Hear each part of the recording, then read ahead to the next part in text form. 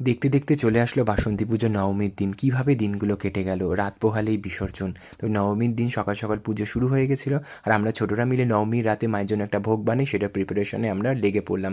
তারপর পুজোর ওখানে হোম হচ্ছিলো, তারপর আমরা ভোগ প্রসাদ খেলাম। তারপর এখানে সন্ধ্যা আরতি চলছে, ভোগ আরতি চলছে, যেটা আমরা স্পেশাল ভোগটা বানিয়েছিলাম। আর ছাদে বিশাল খাওয়া দাওয়ার আয়োজন চলছিল, ওখানে আমরা খাওয়া দাওয়া করে তারপর রাতে রেস্ট নিলাম। পরের দিন এটা দশমীর পুজো শুরু হয়ে গেল। তারপর এখানে পুজো হওয়ার পর ঠাকুরমশাই মাকে ভোগ নিবেদন করলেন।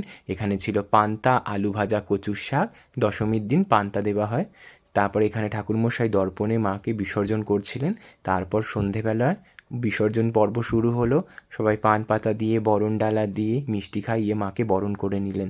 এখানে বরণ শেষে প্রচণ্ড কষ্ট হচ্ছিল, কারণ আবার 1 বছরের অপেক্ষা, তারপর আবার মায়ের সাথে দেখা। এখানে মাকে তোলা হলো নিয়ে যাবার জন্য, বিসর্জন দেওয়ার জন্য। ঢাক ঢোল বাজিয়ে আমরা মাকে বিসর্জনের জন্য নিয়ে গেলাম। প্রচণ্ড কষ্ট হচ্ছিল, কিন্তু নিয়মটা তো মানতেই হবে। যেতে যেতে মাকে একটাই কথা বললাম, আবার এসো মা, 1 বছর তো দেখতে দেখতে কেটে যাবে। তুমিও ভালো থেকো, আর আমাদেরকেও ভালো রেখো, তোমাদের সন্তানকে ভালো রেখো। সবাই যেন জীবনে সাফল্য অর্জন করতে পারে। বলো বাসন্তী মাই কি জয়। আসছে বছর আবার হবে। সবাই খুব ভালো থেকো।